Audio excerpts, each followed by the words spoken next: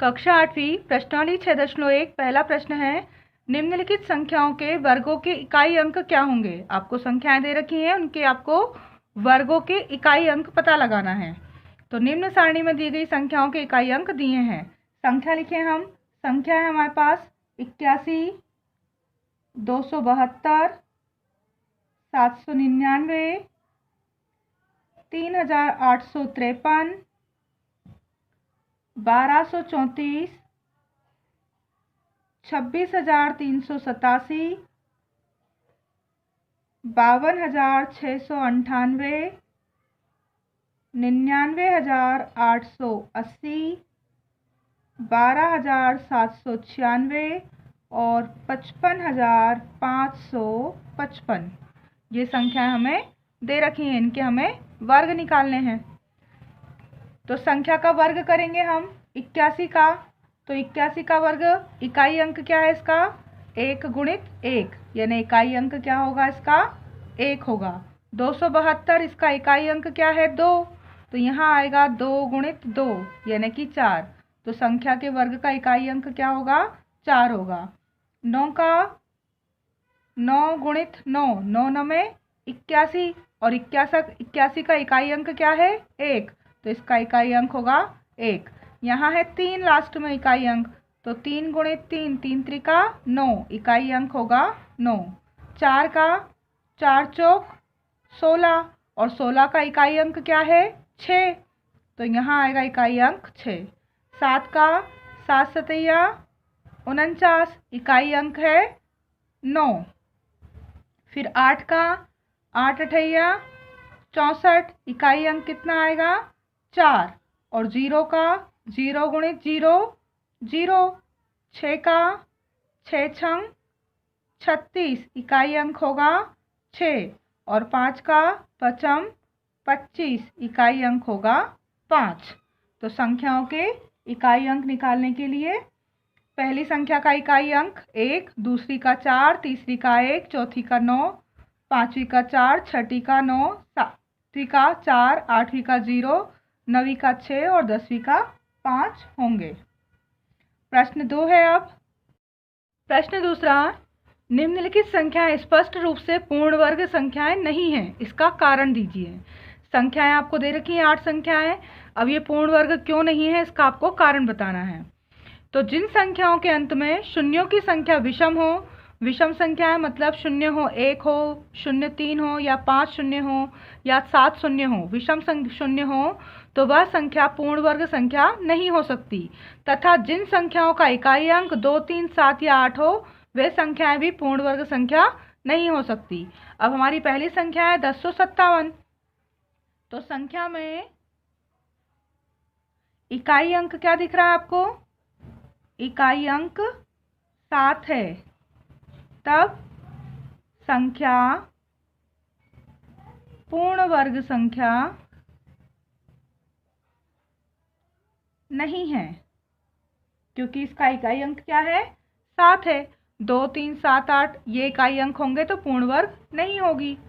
दूसरी है 23,453। अब संख्या में इकाई अंक क्या है? संख्या में इकाई अंक 3 है। तब यह संख्या पूर्ण वर्ग संख्या नहीं हो सकती। तीसरा है हमारा 7928। अब इस संख्या में इकाई अंक क्या है? संख्या में इकाई अंक 8 है। तब संख्या पूर्ण वर्ग संख्या नहीं होगी। चौथी संख्या है, इकाई अंक क्या दिख रहा है आपको इसमें? 2,22,222 में इकाई अंक भी 2 ही है। तो संख्या में इकाई अंक 2 है, तब संख्या पूर्ण वर्ग संख्या नहीं हो सकती। पांचवा 64,000। तो यहाँ शून्यों की संख्या क्या है? 1 2 3, 3 शून्य है। तो संख्या में शून्यों की संख्या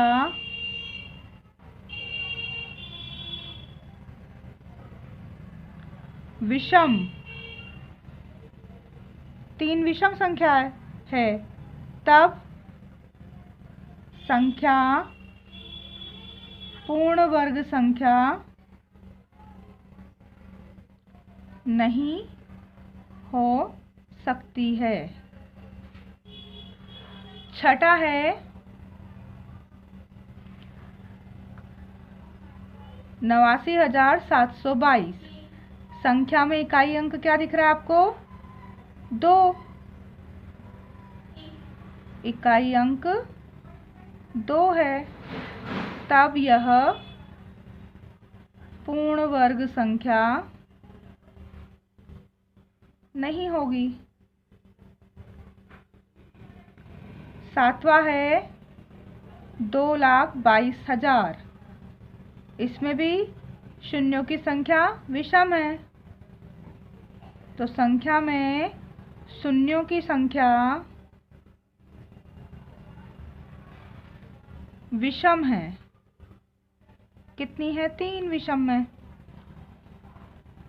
तब संख्या पूर्ण वर्ग संख्या नहीं हो सकती।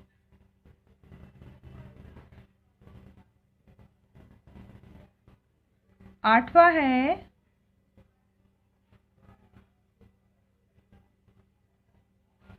यहाँ पर भी शून्य क्या है? 1 है संख्या में, आखिरी में 1 ही, उसके बाद 5 है, तो 1 तो विषम संख्या है, तो यहाँ भी संख्या में शून्यों की संख्या विषम है, 1 है, तब संख्या पूर्ण वर्ग संख्या नहीं हो सकती। शून्यों की संख्या विषम है तब भी पूर्ण वर्ग नहीं है, और यदि संख्या का इकाई अंक 2, 3, 7 या 8 हो तब भी वे संख्याएं पूर्ण वर्ग संख्याएं नहीं हो सकती। प्रश्न तीसरा है, निम्नलिखित संख्याओं में से किस संख्या का वर्ग विषम संख्या होगा? संख्याएं दे रखी हमें, पहली 431, दूसरी 2,826, तीसरी 7,789 और चौथी है 82,004।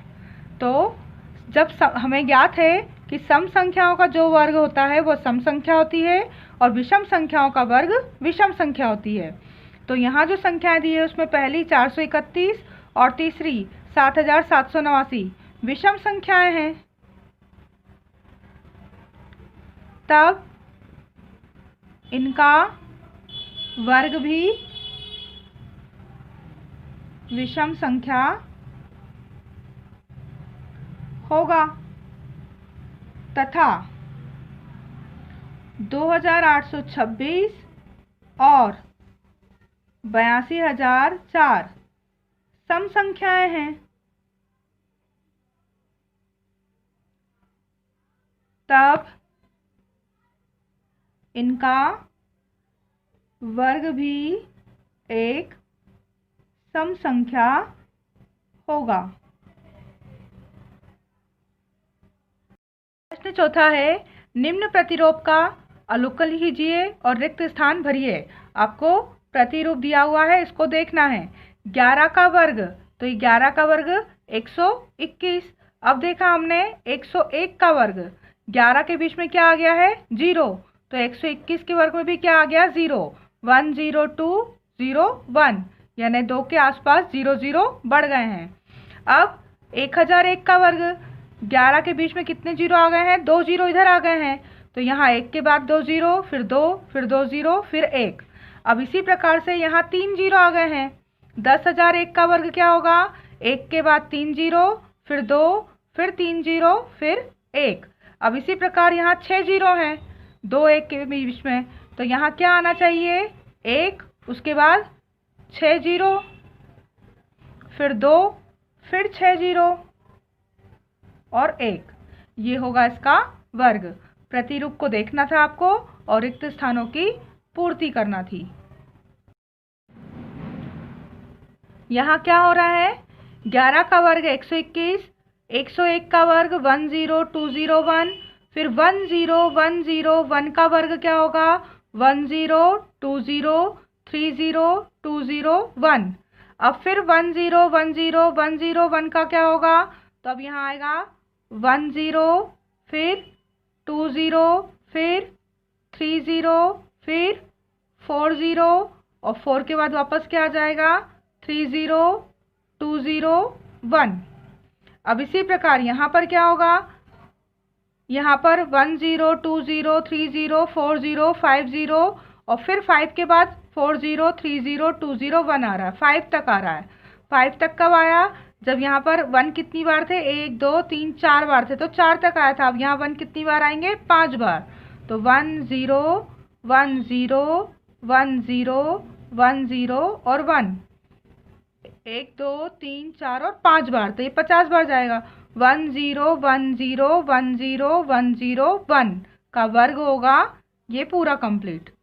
छठा प्रश्न दिया हुआ है आपको, दिए हुए प्रतिलोपों का में लुप्त प्रतिलोप को ज्ञात करना है। रिक्त स्थान में जो दिया हुआ नहीं है वो आपको पता करना है।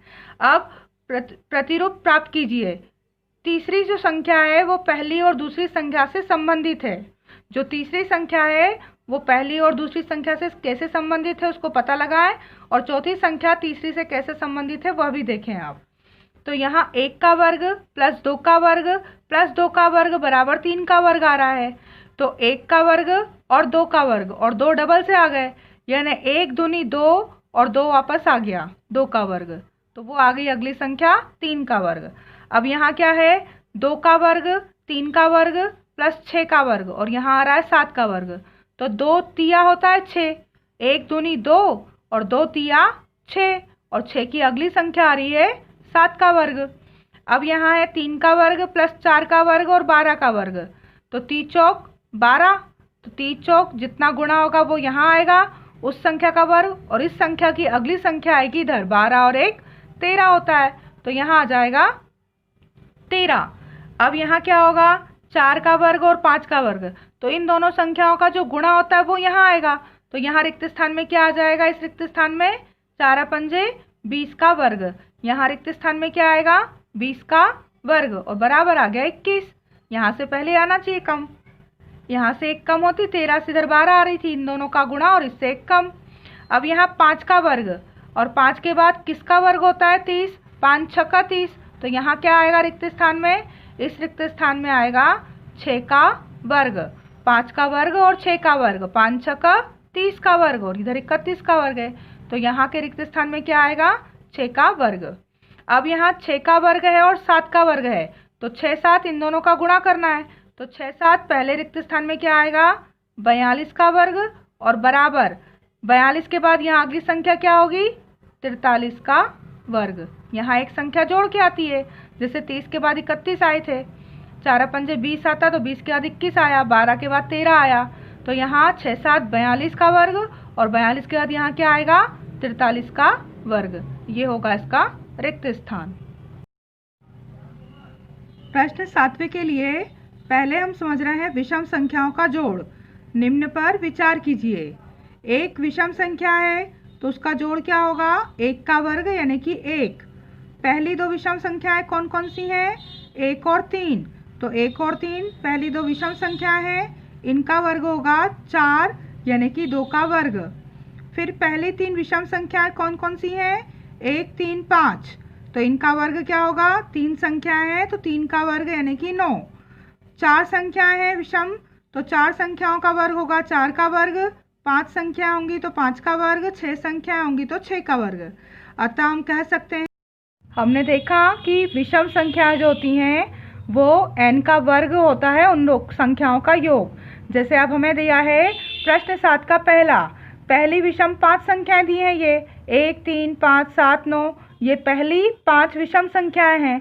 तो पहली 5 विषम संख्याओं का योग बिना योग किए भी हम कैसे बता सकते हैं n का वर्ग करके, यानी 5 संख्याएं हैं तो 5 का वर्ग 25।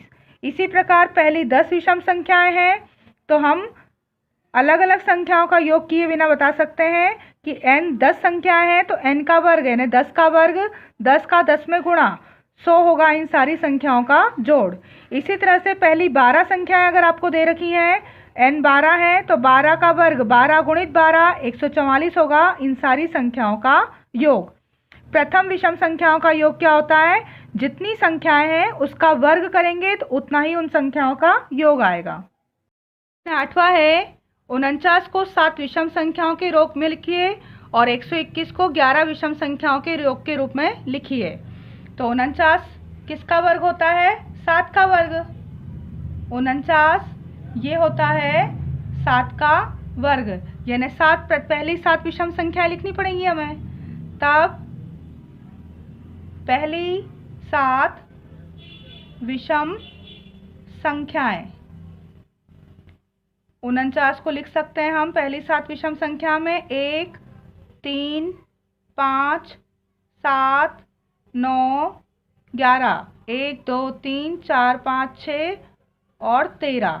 इन सब संख्याओं को जोड़ेंगे तो कितना आएगा? 49। क्योंकि जो विषम संख्याएं होती हैं पहली, उनका वर्ग क्या होता है? n का वर्ग।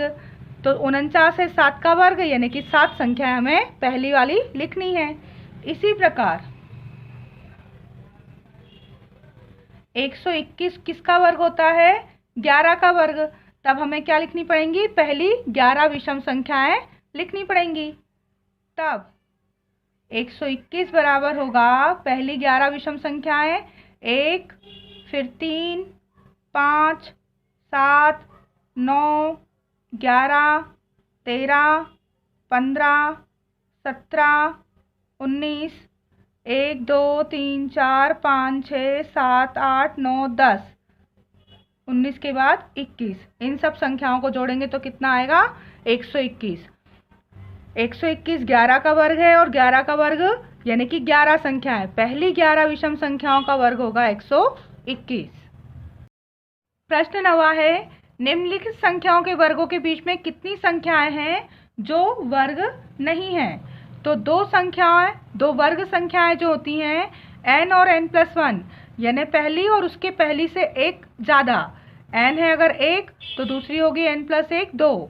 n अगर 4 हुआ तो 4+1 5। 4 और 5 के बीच कितनी 2n संख्याएं होती हैं जो वर्ग संख्याएं नहीं होती। तो इनके बीच में कितनी संख्याएं होंगी जो वर्ग नहीं है? तो यहाँ हमें दिया है पहला 12 और 13। ये n 12 है और n+1 यानी 12 में 1 जोड़ेंगे तो 13। तो इनके बीच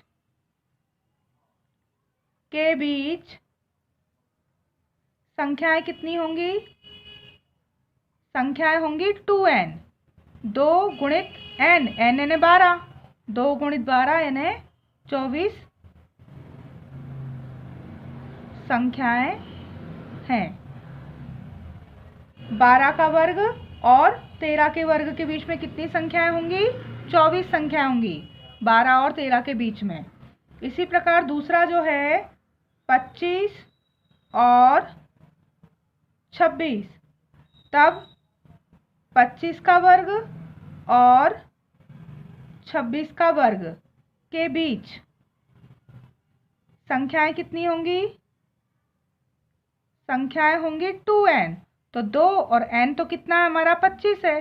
तो 2 गुणित 25 यानी कि 50 संख्याएं होंगी। इसी प्रकार तीसरा है 99 और 100। तो 99 और 100 के बीच में कितनी संख्याएं होंगी? तो 99 का वर्ग और उससे एक ज़्यादा 100 के वर्ग के बीच संख्याएं जो वर्ग नहीं होंगी कितनी होंगी? 2n। तो 2 और n का मान 99, 2 गुणित 99 यानी 198 संख्याएं होंगी।